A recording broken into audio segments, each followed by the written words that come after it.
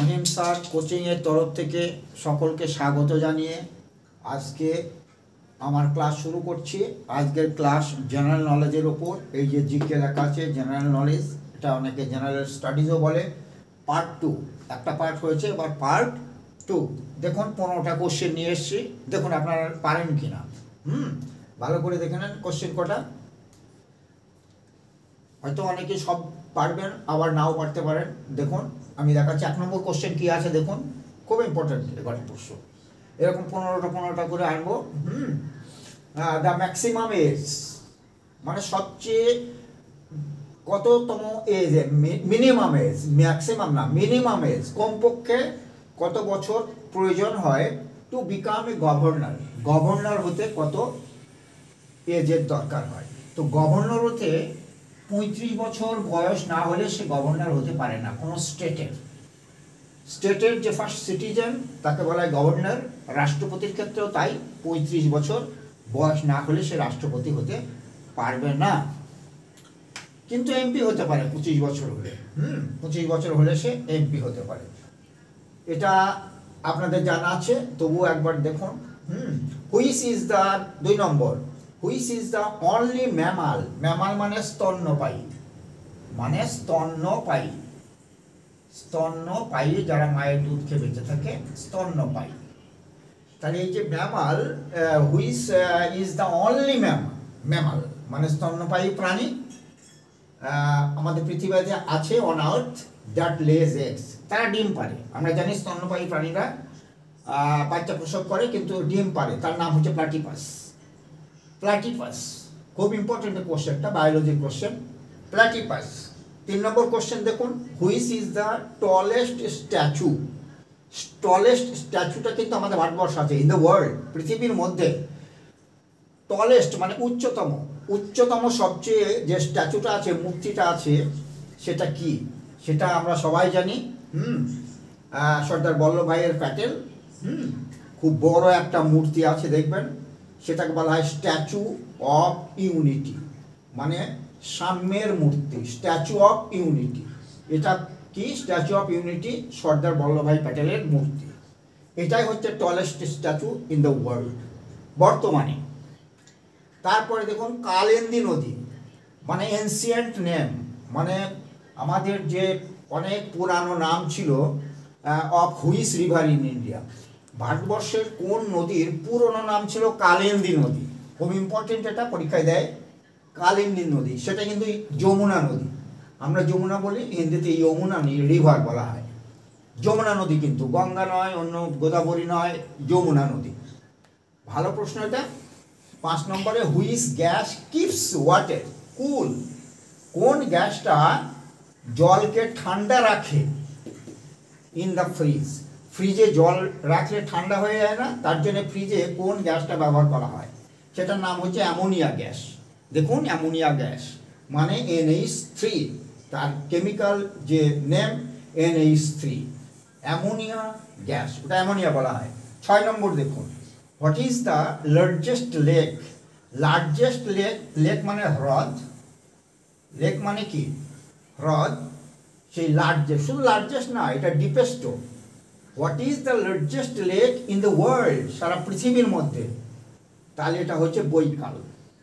এটা হবে বৈকাল। তারপরে দেখুন 7 নম্বর, who was the first Miss World. Miss World তো হয়, তো আমাদের এখানে অনেকেই পেয়েছে, যেমন ঐশ্বর্য রায়ও পেয়েছে। বলছে first Miss world from India, মানে ভারতবর্ষ থেকে প্রথম যে মিস ওয়ার্ল্ডের খেতাব সেটা কে পেয়েছে, সেটা কিন্তু রীতা ফারিয়া। তার নাম হচ্ছে রীতা ফারিয়া, ঐশ্বর্য রায় বলে ভুল করে দেবেন না, রীতা ফারিয়া এর নাম।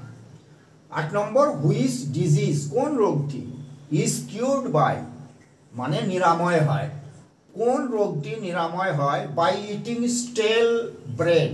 স্টেল ব্রেড মানে এটা হচ্ছে বাসি, বাসি, হ্যাঁ, বাসি পাউরুটি, বাসি পাউরুটি,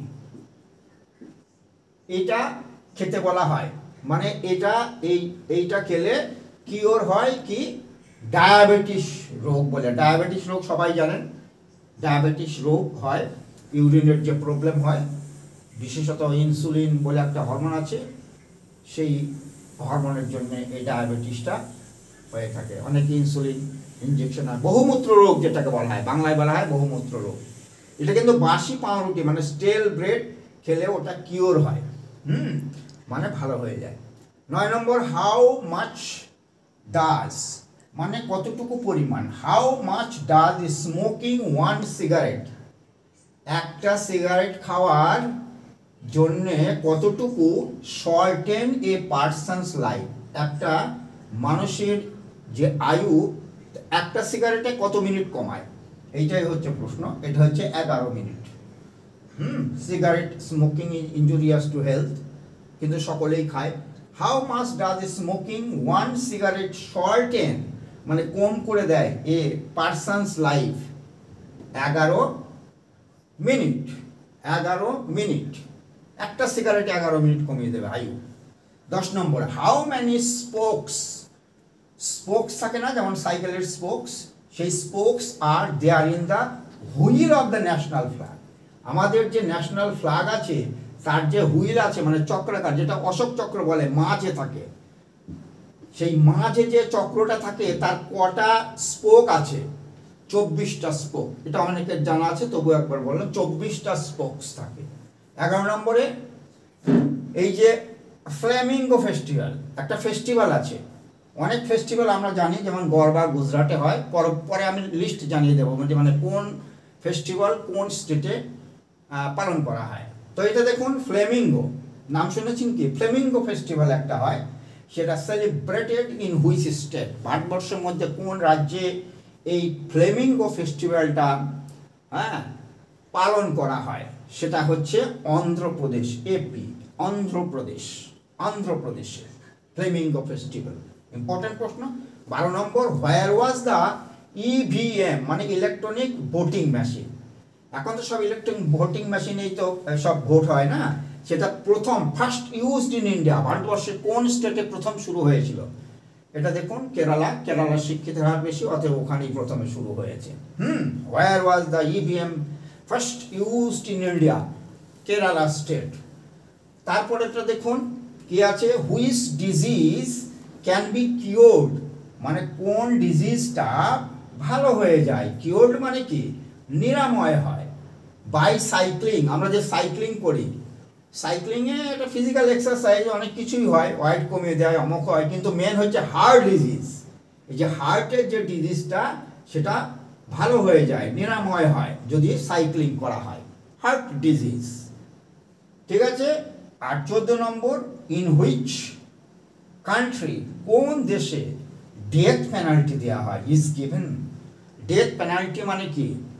ডেথ পেনাল্টি দেওয়া হয় is given for killing a cat, একটা বিড়াল মারলে, কেউ যদি মেরে ফেলে, তার জন্য তার ডেথ পেনাল্টি মানে মৃত্যুদণ্ড দেওয়া হয়।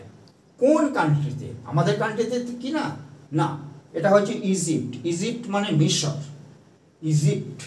ইজিপ্টের রাজধানী কিন্তু কায়রো, এবং এটা পুরনো সভ্যতার একটা দেশ ইজিপ্ট, এমনি আমরা মিশরও বলি। আর লাস্টের question 15 number, which Indian state ভারতের কোন রাজ্য হ্যাজ 3 ক্যাপিটালস, 3টে ক্যাপিটালস আছে, সেটা কোথায়?